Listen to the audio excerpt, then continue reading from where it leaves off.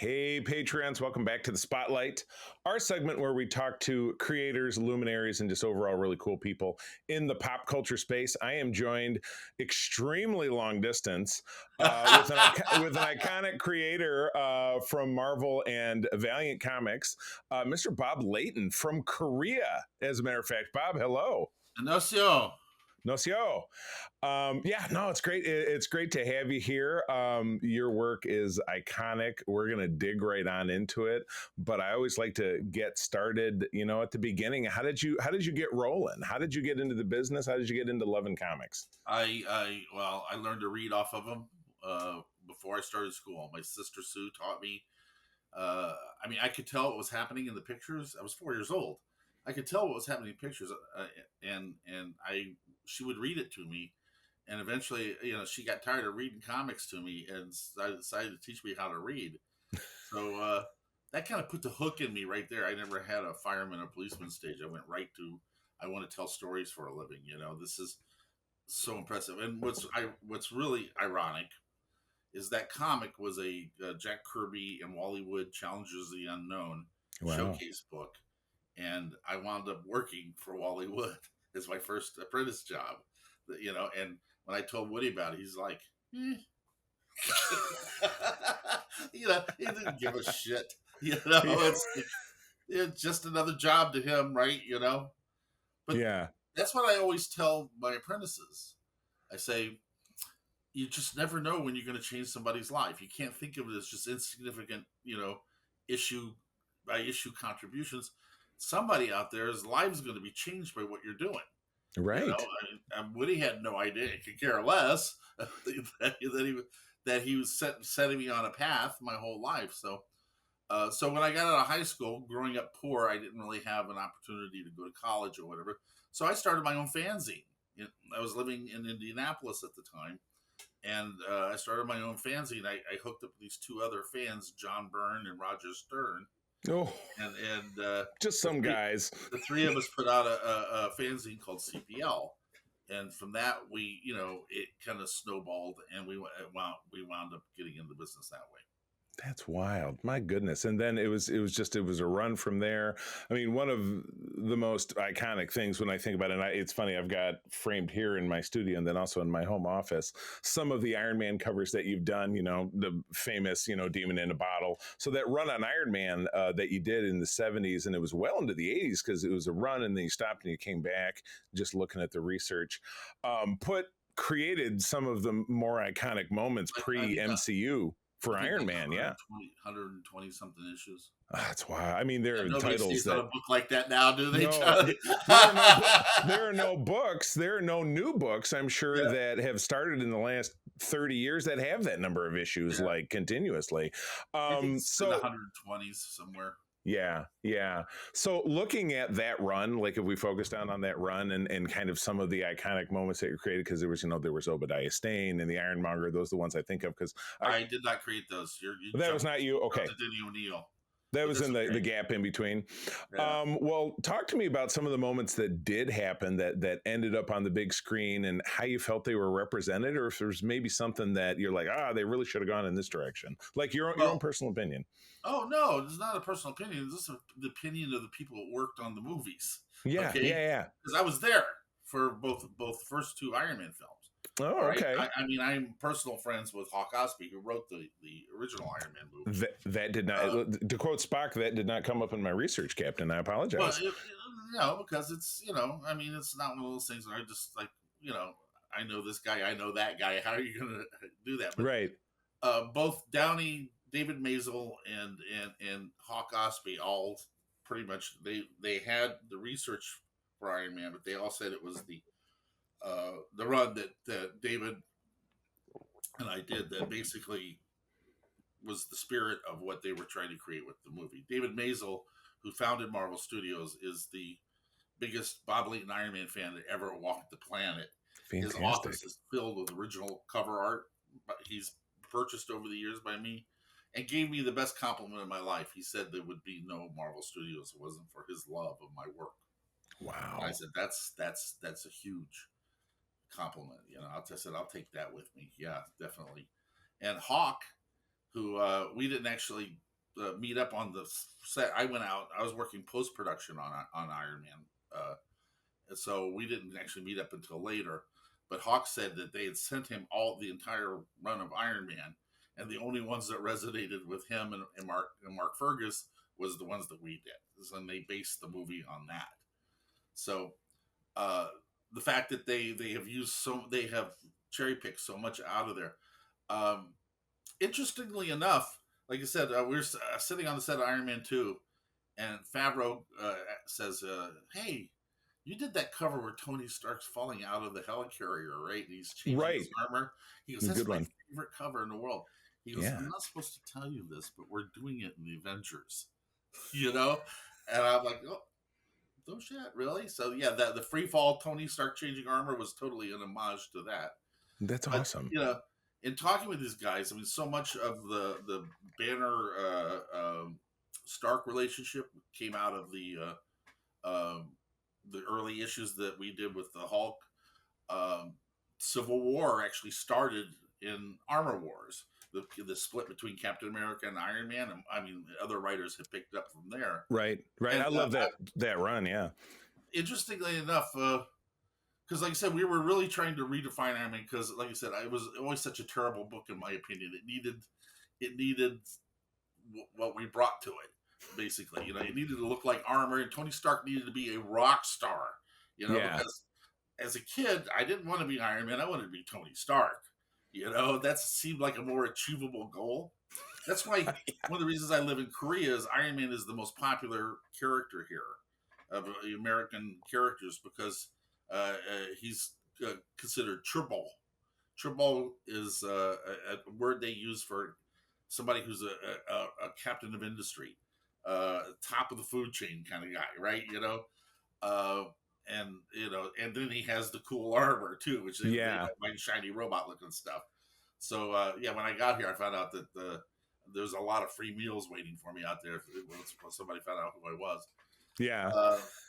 But yeah, so I mean, interestingly enough, so there's a friend of mine who's writing a book about Iron Man, and he was interviewing me for it, and he said, "Do you realize that you and David kind of invented hacking?"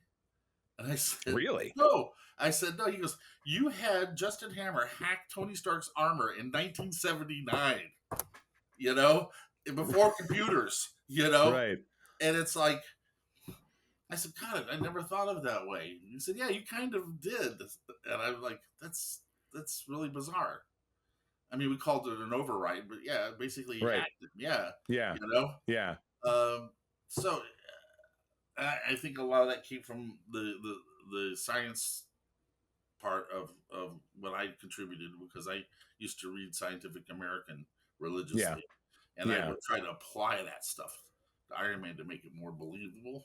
Yeah. So yeah, there's so much stuff that Roxxon Corporation and so many other things. What they did was they took Mrs. Arbogast and Pepper Potts and meshed them into one character. Right, because that's that Arbogast is one that has never showed up in any other form in the MCU. They gave Pepper Potts her personality, right? Pretty much. I mean, the sarcasm, the resistance to Tony's, charm, that kind of thing, right? Right. So I mean, I talked to Hawk about it. Yeah, and he's like, that's kind of what they wanted to do because there wasn't a room for Mrs. Arbogast because they needed a female lead. So he kind of just meshed their personalities together. Right. Right. So yeah, so there was so much of that wound up on there. I mean, obviously, who wouldn't be happy with the kind of people involved and their devotion? They are all fans. Yeah, that's great. When I got on the set of Iron Man 2, what was really crazy was I was standing there and I was really nervous because I was meeting Favreau and Downey for the first time. And when I got to Video Village, they're both standing there with trade paperbacks and a Sharpie in their hands and asking for my autograph.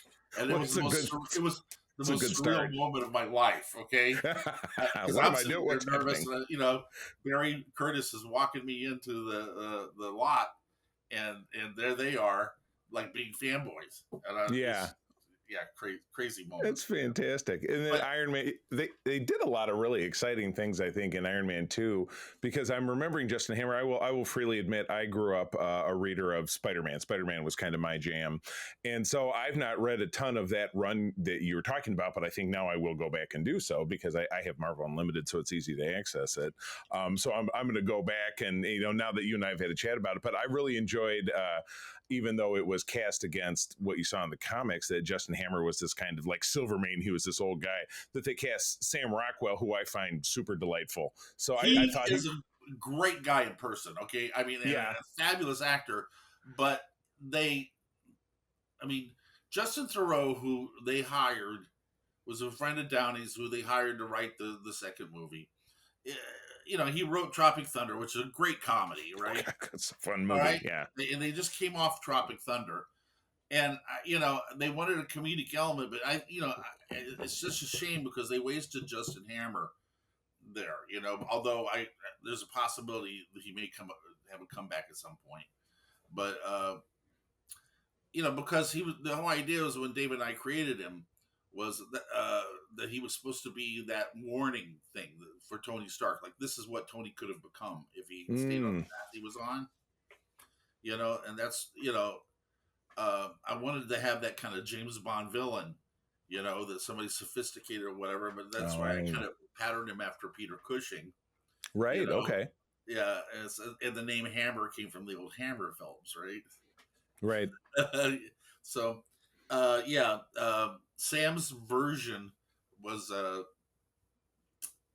interesting. Yeah. Not Yeah. my You're. favorite, but I love him. I love Yeah. him. He's great.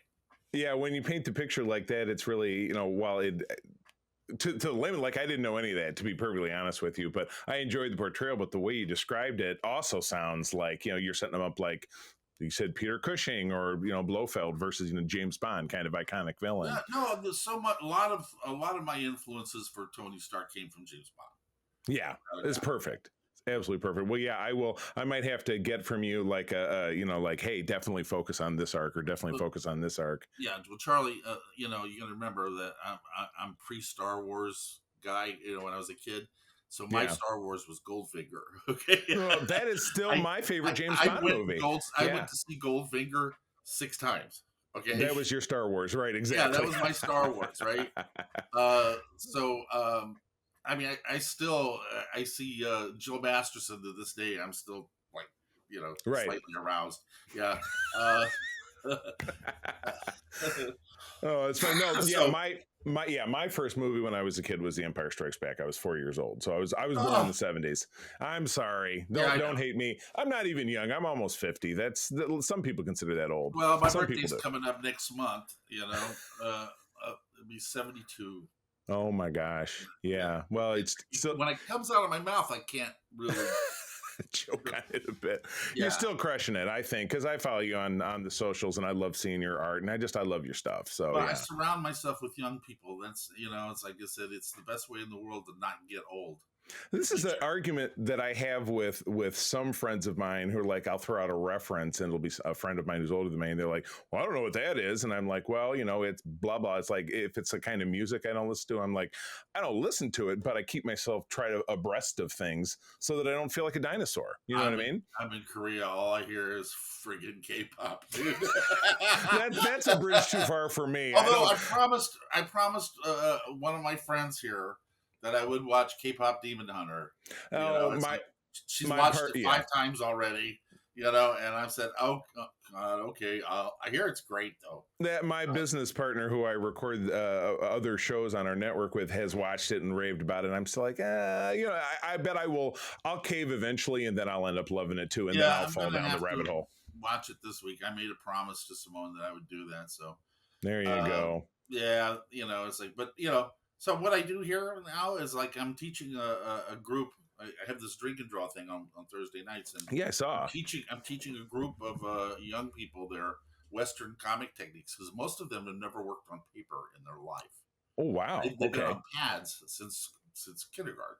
Yeah, right. So and they've always worked really tiny on this little small iPad screens. Right. You don't realize the comic pages are like 11 by 17. Exactly. Right? and it's frightening. So I've been teaching them Western techniques. So some of them are real contenders in Wow. terms of being able to get work. So I I go there early on Thursday night before the drink and draw thing, and I mentor two or three of these young Koreans in terms of trying to get them into the biz. That's awesome. Well, speaking of the biz, Biz. I'm gonna freely admit I'm a lame Marvel zombie. Zombie is, or Marvel is what I read.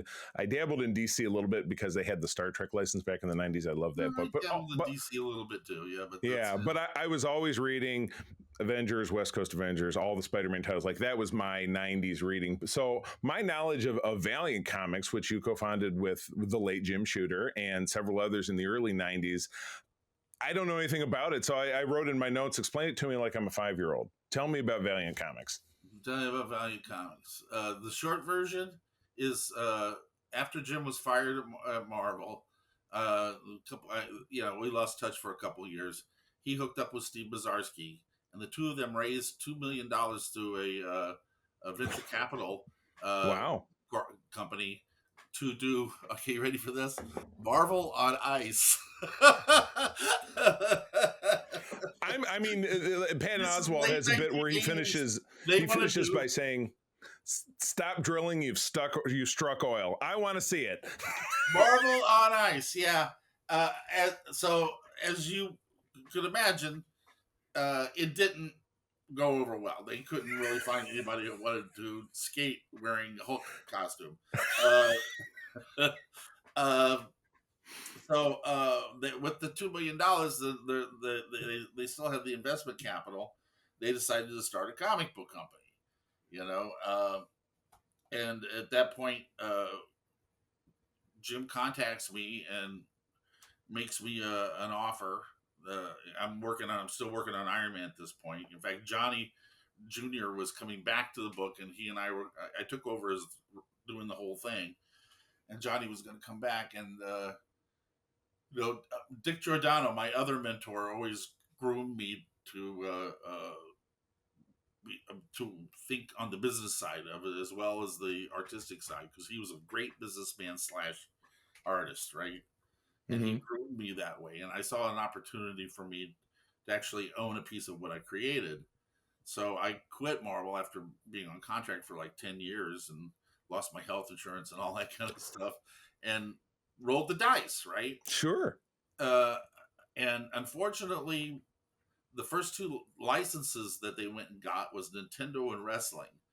And they blew the $2 million So on '90s. comics on it was late 80s. They did Nintendo and wrestling comics, which they couldn't give away. So I mean, it was that they were that bad, right? Oh my And God.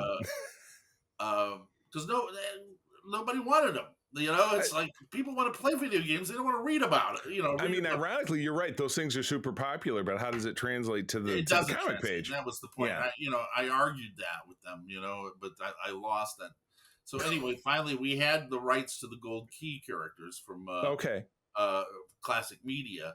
So that forced their hand to basically, out of desperation, launch the superhero line, right? So we had those Magnus and Solar, the two properties that we had there, and they did okay or whatever. But I convinced Barry Windsor Smith to come over because he and I had been working together and we were like best friends for years. He didn't trust Jim, so he said he only wanted to work with me. Oh boy. Uh, yeah, I've certainly heard things about Shooter. I mean, well, it's like I said, I'm not going to speak. We're not going to talk about him. We're just going to talk about not at all. my thing there, okay? Out of respect. So anyway, the deal was, so I created the first new character there, which was Exo Man of War, which is actually an interesting story because it was just called Man of War originally when I pitched the thing. And John Hartz, who was a master of marketing, and that's one of the things about Valiant. We had the right people at the right time in the right place. Right. That's one of the reasons why it was such a huge success. John goes, the biggest selling book out there right now is X-Men by Jim Lee. He goes, if this is an exoskeleton, if you call it Exo Man of War, they will shelve it right next to the X-Men, right? And I'm like, Alphabet win. yes, and it worked, and it worked. It became our flagship book, right? That's awesome. So yeah, from there we went on to. But Jim's relationship with the venture capitalists and his own other partners, his senior partners, deteriorated over the period of time. I was working myself to death, you know. But eventually, like I said, even though Jim wound up leaving, um, we were able to turn the company around. So after, initial investment of $4 million by the venture capitalist Triumph, uh, when we went to sell the company because they wanted to unload it because, like most venture capitalists, they're not into long term investment. Basically, Right. once They they make want money, flip it like a house. yeah, they want out. So they unfortunately sold us to Acclaim, but they sold the company for $65 million. Which I guess they to be did honest, okay. Charlie, I'm going to be really honest with you. It was overpriced. All right, and Acclaim mismanaged it into ruin within a couple of years. But I didn't really have any say so. I was being a junior partner there. Right. So but the time span where we were publishing from like 91 to 95, 96 was like Camelot. It was fantastic. Wow. So much fun. And because of the speculator boom, everybody was rolling in money. Oh, God, that's right. Yeah, I'm going to send my kids to college. oh yeah, On all yeah, these comics, exactly. right? Well, I know one guy who bought a house, paid cash for the royalty of just one issue. Bought a brand new house, paid cash. Oh my gosh. Yeah, it's the crazy money, right? Yeah. What a Now, weird time. God, just except in for me, general. I didn't get those royalties because since I was an owner, I wasn't allowed to collect royalties on the work Oh, right. yet. So And the that big sucked. winners, those big winners were those VC guys that took that 65 million less the 4 million. It's still pretty damn good. Yeah. No, venture capital is a good way to go. Yes, get in, Yeah. get out, right? Damn, why didn't I think of that when I got out of college? Just have millions of dollars and buy and sell stuff, and then So anyway, oh well. that's the chronological kind of history of Valiant. The cultural history of the characters or whatever. It's well, they're still around. Valiant's still around. Mm-hmm. Uh, or whatever. And it's really funny though. Still in touch with most of the guys that worked with me there. Yeah.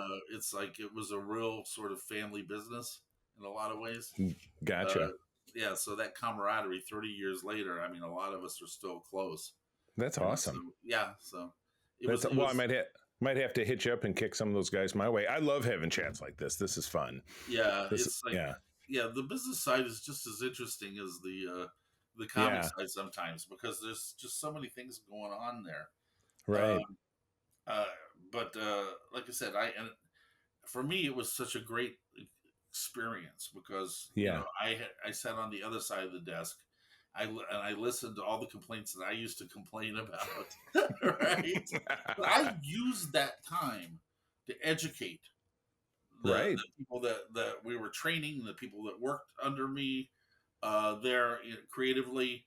I used that time to try to educate them all on the business they were in so they Yeah. would understand a little better why they got paid X amount, well, how much it costs to make books, how the whole process is done. I'm just always amazed at how little comic book creators understand about their own business. Right. Right. Yeah. That was Because they think, something yeah, they it's inculcated in me from an early time. right. 'Cause once Woody retired, I worked for Woody for about 9 months when I started my apprenticeship, and then he retired, and I went to work for Dick Giordano in Continuity Studios. So I was working up in there, with the famous Continuity Studios, if you know anything about that. I'm. You know what? I don't know that I do. Oh man, we could do a whole show on continuity. Maybe we will. Yeah. Neil Because Adams and Dick Giordano, man, oh running my gosh. the artist studio, and who walked in there. This is 1976, 77, Okay. and who walked in and out of the doors of that place at any given time is a who's who of comic books. Oh my gosh. Yeah, because it I was have to do on some Madison research. Avenue, about 8 blocks from Marvel, Wow. and even closer to DC. And from that studio, it was an incubator at the time for Wow. incredible artists like Howard Chaykin, and I mean go down the list of guys who worked out of continuity or are part of that Krusty Bunkers group. Uh, yeah, uh, but it birthed a lot of us, Yeah. the continuity associates. Yeah, Oh my Dickie was gosh. always my mentor, not Neil. I mean, Yeah. uh, so I mean, I worship Dick Giordano from his old Charlton Action comic days of Blue Beetle and Captain Atom and all that. Oh my gosh. Yeah. Going way back. So That is awesome. Well, how cool. This is great, and I think we definitely will come back in the future and do another one. But tell me what's going on in Korea. So you're teaching. You mentioned Thursday night the sip and was it drink and draw, sip and draw, Drink and Draw. Yeah, no, drink and there draw. are Yeah. chapters all over the world of Drink and Draw. I just, I used to belong to the original chapter out in LA when I was working in Hollywood. And Gotcha. Okay. it's just a great place to get together with like-minded individuals, people Yeah. of the comics and the animation and design part of the field. That they did a lot more drinking in LA than they do here. Right. Less Yeah. drawing, a lot more drinking. Oh my But gosh. when I So, got here, uh, uh, how I got here was after COVID, after being locked in my apartment for 2 years. My daughter and my grandkids were all grown at this point, and I'm like, my mom had passed away during COVID as well, so my all mm, my obligations were kind of over. So I said, you know what I'm doing? I'm getting rid of everything I own. I'm getting rid of my car, my house, everything like that, and I'm going to wander the world and you just go did from kung fu style. country to country, and just live there for a month and experience their culture and stuff like that. And if I find some place I really feel comfortable, I want to land, I'll land. If not, I'll come home. Right. So that was April of 2023. By August, I had wound up in Korea after 8 other countries.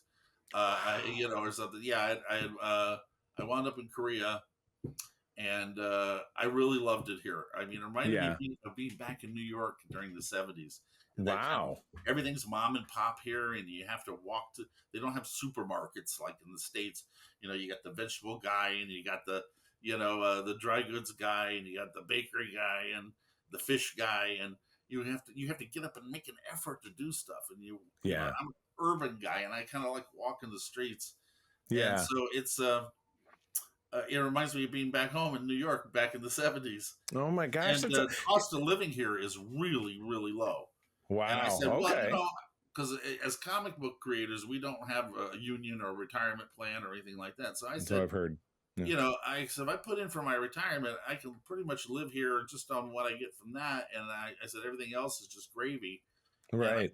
I can travel around Asia because I'd already done Europe. I've been, like I said, in 9 different countries, or that was just on that trip. I mean, I've been to other countries a lot. I mean, I've always traveled, love travel, but this looked like a really good place to make a base for me to visit other places. It's like I just got back from Singapore like 2 weeks, 3 weeks ago. Oh wow. For my first trip to Singapore, and I just meet with the fans and I do a signing. I arrange for a signing, and like just tons of people turn out. It's really wonderful. And I did that in Osaka, and I did it in Tokyo, and we're heading to Malaysia in October to do the same thing in Oh Malaysia. god. So Goodness gracious. from Wow. here, it's like a commuter flight. It's like flying from New York to Boston. Oh my gosh. Yeah, That's so crazy. I can be from I can be from Seoul to Tokyo in less than 90 minutes. No, that's like it's almost like flying from. I live in West Michigan, and it's like an hour flight to Chicago. You Yeah, know. yeah, Yeah. So it's yeah. about the same thing. I can be in Tokyo in less than 90 minutes. Yeah, That's so so crazy. it's like it's really cool. So I've been to the Philippines. I've been to Thailand. So little by little, because I've explored most of Europe over my life. Because I went to European cons and things like that, Sure. and I spent time in the Middle East, in Saudi Arabia and in Dubai. So I'm kind of like this is, but Asia, because they don't American comics creators don't get invited to Asia that often. So I had a chance to like really explore this for the first time. My one of my former proteges, Bernard Chang, lives in Taiwan, which is, so I went down to visit him as well, and see his mom, who I hadn't seen in 30 years, Oh you my know. gosh. Yeah, so it's been really exciting. It's been fun for That's me, so cool. and I'm still S doing commissions. I'm still taking yeah, commission work. I have my website up, right. people. So I It I, was I yeah, do, I do 5 or 6 of them a month. that You was know, gonna be my next question. So your website, boblayton.com, I'm yeah, guessing? it's bobbling.com. Gotcha. And you get commissions there. But I got reinstated on Facebook. I got bounced off for a year. Uh, Oh well, you know what boy. happened? Because all this travel I'm doing, Charlie, Oh, I right. was using different computers, and so the algorithm decided I was a bot, and last October kicked me off. That happened to me almost 3 years ago. Somebody hacked me. It was in like early hours on a Sunday, and that's why I have a Facebook that isn't my name. It has a pseudonym my wife had to make up because I couldn't get back on. I was nuked Right. forever. Well, Yeah. I finally figured out a way to get back on, but I had 40,000 followers. And Oh I my lost them god. all, plus 20 years of photographs and memories and things like that, all Yeah. just in the Oh ether, God, yeah. We right? get too dependent on the social media, and yeah, I try to save it. If it's a decent photo, I try to save it somewhere for that exact reason, Yeah, but because it's not really it's yours. chronological history of my life, for Oh since gosh, the yeah. time I In was in. that Because I time, started it when I was in Hollywood, so I mean, right? you know there's so much stuff on there that I just can't get back. But Yeah, and there's no way as there's no appeal. There's no way to go right. in and appeal because there's no one to appeal Yeah, to. It's because there's no one because there. It's an they're algorithm. bots. Yeah, Yeah, they're it's bots. So, they're so bots. I'm a bot. You're a bot. No, but I'm not a bot. That was my I point. know. Me Yeah. neither. So yeah. Oh my So god. I just got back on a few months ago. So I've been trying to Okay. build it back up. I Right. got a few thousand already. And Right. it's like hopefully I can get up to 5,000 on Facebook so I can start my fan page again, because Gotcha. I had 15,000 on my fan page just on Facebook. Right. You Well, I know. will do everything I can to share you around. And again, when this drops, I'll make sure everybody gets. So I'll absolutely do what I can. But I think I'd like to absolutely have you back and hear about like a show just about your time in Hollywood and this continuity studios, because it sounds fascinating. Oh yeah, Um, no, you need to read up on it. So yes, I the will. Continuity Studios was an amazing place. That's Again, one awesome. of those legendary things that people talk about. But Yeah. I'd Good deal. absolutely love to have another conversation with you. Well, That'd be cool. great. Well, we'll book it. But in the meantime, man, thanks for being here so much. This is awesome. My And I pleasure, will have man. you back. I will have you Gotta go back. watch Very some good. preseason football now. You go do that. Just to wrap up, Patreons, thanks for tuning in. If you're listening to this on our free feed, on our network feed, please visit patreon.com/Secret Friends Unite. And you can try us out for 7 days for free. My guest has been Bob Layton. Bob, thanks again. See you Charlie, my soon. pleasure, man. Thanks for having me. This podcast is part of the Secret Friends Unite podcasting network, available on Apple Podcasts, Spotify, and podcast services around the galaxy, as well as video on our YouTube channel. You can support Secret Friends Unite by becoming a Patreon member, get bonus programs and more over at patreon.com/secretfriendsunite. Join our Discord community for even more discussions on all things geek. For all the latest updates on Secret Friends Unite, make sure to follow us on Threads at secret.friends.unite and visit secretfriendsunite.com. Find our merchandise at TeePublic and Redbubble. Thanks for listening, and may the Force live long and prosper.